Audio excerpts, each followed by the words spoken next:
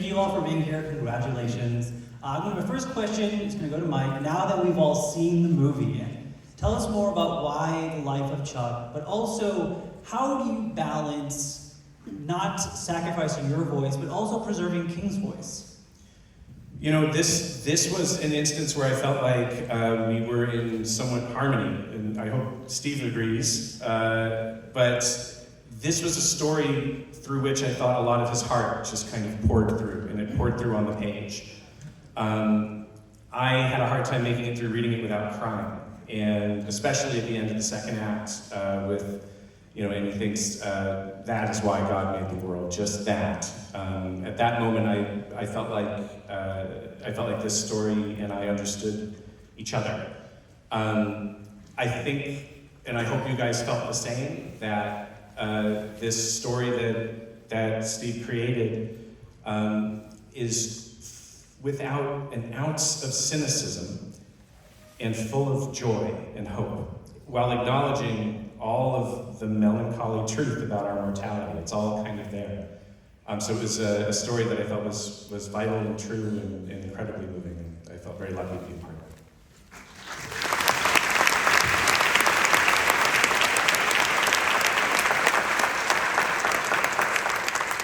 So Karen, Mark, and Annalisa, I believe you've all worked with, I know you have all worked with Mike before. Can you talk a little bit about what are some of his attributes as a director that make you and want to keep working with him and to be a part of everything he envisions? The ability to see the light in the darkness, and everyone who's here has seen his work. He's able to respect and embrace darkness, and also embrace everything light and good and joyful. And this definitely has that heart. So that's why we work with, because he is that. He's capable of great darkness through the stories that he tells, but also great kindness and joy.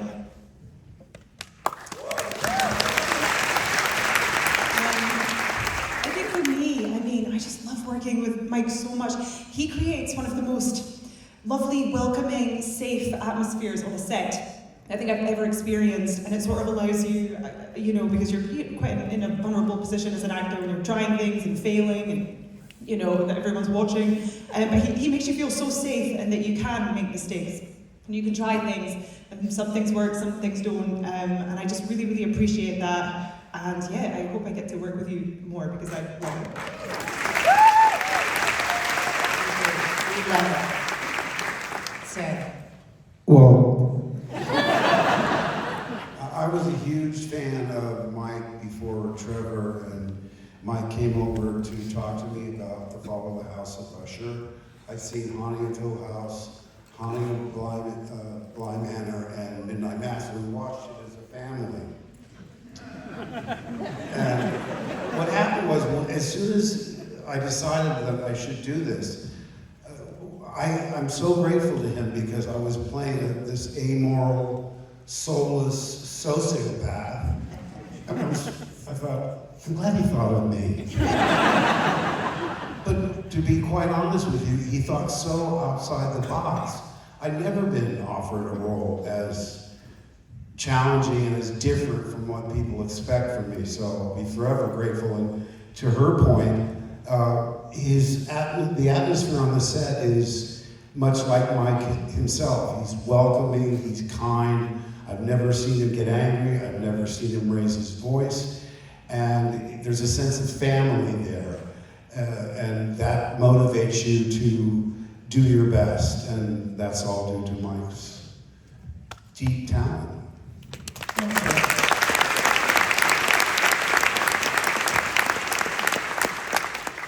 I want to talk about dance, because it plays a very big role in this movie. So, I think you know where we're going with this one. Tom, talk to us a little about dance and dancing. And in that sequence, which is one of my favorites in the whole movie, how long did it take you, the practice? Tell us about those moments. I loved it. Well, just to go back a step, Mike and Trevor first sent me the script, and I think, perhaps, rather like some of you tonight, I found the first act so full of mystery and intrigue as I was following Marty and Felicia, and the world seemed to be ending, and it was so compelling and fascinating. I was reading it, and the pages were turning, and I thought, where is this going? And then as I realized that the constellations in the night sky were constellations in the mind of this mysterious figure, Chuck Krantz. And then you get to meet Chuck, and I understood that it was about the many multitudes we all contain within us. And then I got to the section where you meet Chuck, and he's an accountant, and he's wearing the armour of accountancy, the grey suit, the Samuel Windsor Oxfords, and his life is narrower than he perhaps had thought.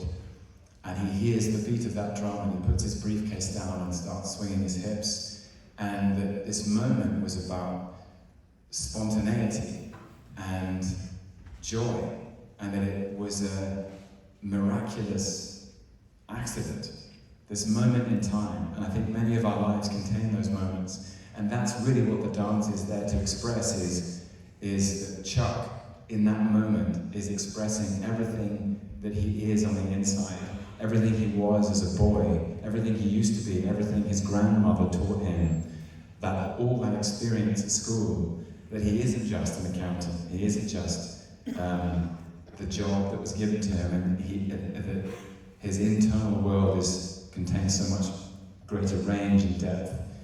And it was so resonant. I was so excited when I read it. I thought, wow, what an amazing turn.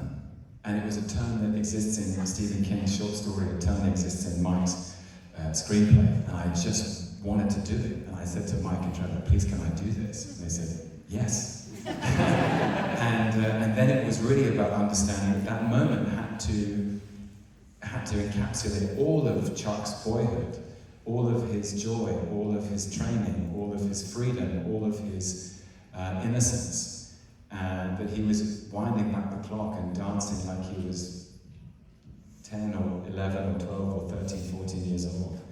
And so we began. I did not have the same training in my life. And I worked with Mandy Moore, the extraordinary choreographer who put the sequence together, and Stephanie Powell in London. And Annalise worked with Mandy in Los Angeles, I worked with Stephanie in London, and all the time working with Taylor, who wrote the music and put the music together. And it's extraordinary. We began at the beginning, jazz, swing, cha-cha, didn't know samba either, bossa nova, polka, the moonwalk was essential and new to me. So I had a similar version of what the twirlers and spinners go through. Anyway, it was a most extraordinary period. And then there was a week in London where Taylor and Annalise and Mandy came to London. We put the whole thing together. And it was, I think we shot the sequence in 4 days. Annalise and I danced all day, every day. And Taylor played all day, every day. And it was one of the most joyful, one of the most expressive, one of the most free, one of the happiest periods of my working life, those 4 days. It was magic, and I loved it.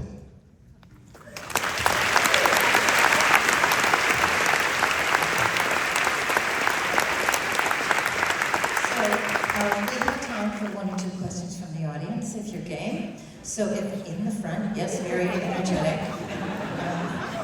Hi, the film was exquisite, thank you. My question is actually kind of a follow-up for you, Tom. So music obviously plays a really big part of this for Chuck.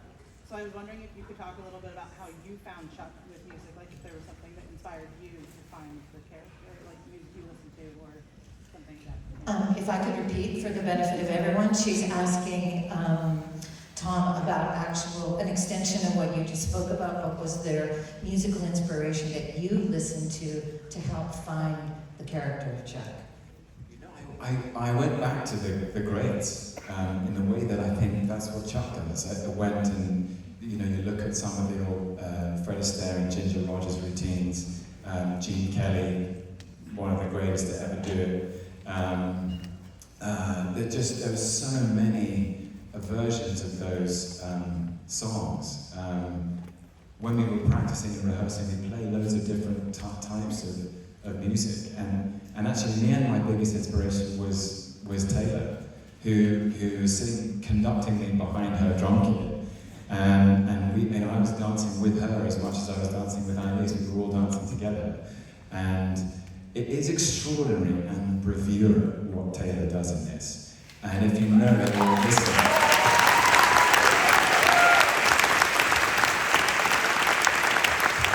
She is effortlessly switching between rhythms and styles. It really truly does go from jazz to swing to salsa to bossa nova to pop in that one sequence. And you never missed a beat. And it really was just about, I just played that track over and over and over again. I can't isolate any other pieces of music really that I can think of. Apart from some of that, some of the Fred and Ginger stuff. Swing time. Pocket Queen.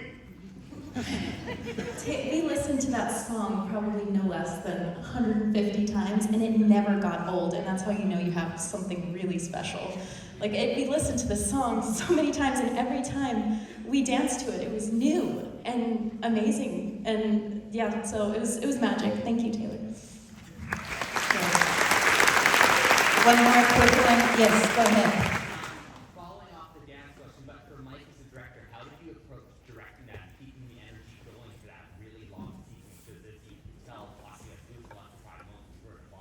So this is a question, again, about dancing, but for Mike. So how do you, as a director, keep the energy going over those 4 days? How do you plan out and do that sequence? I can take no credit for keeping any energy going over those 4 days. That came entirely from Taylor, Tom, and Annalise, and from the crew.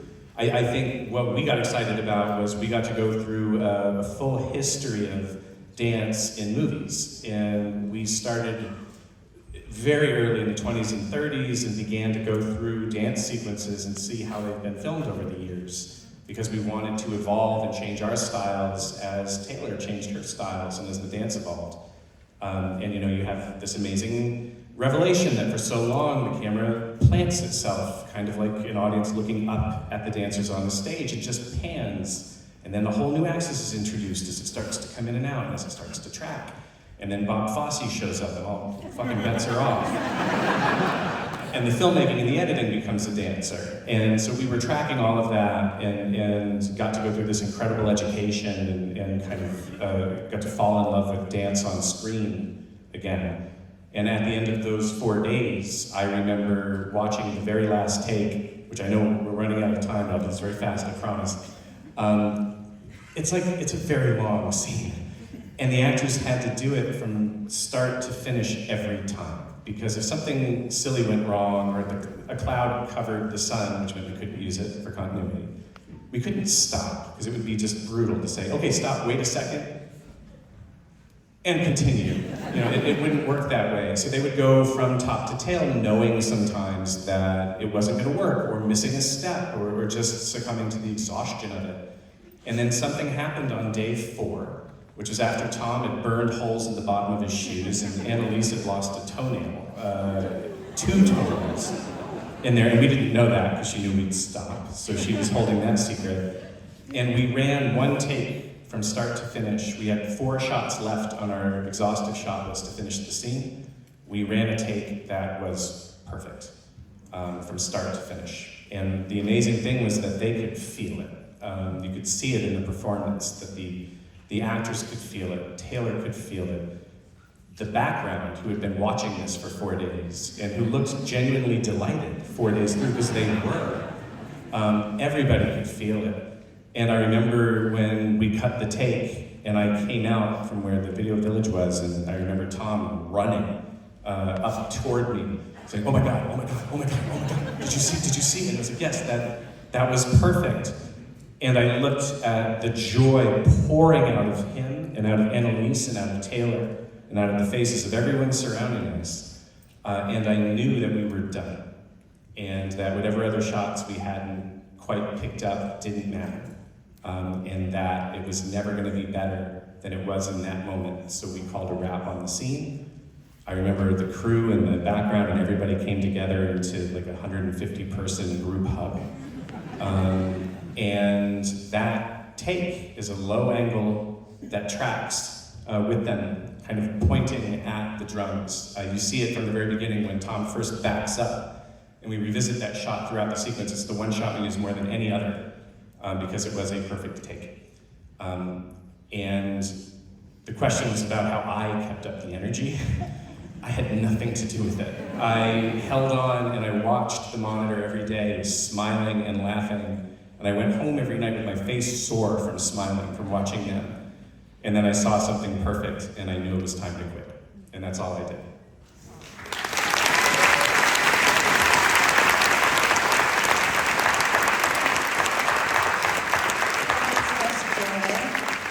And you brought us joy. Please join me in congratulating them on a wonderful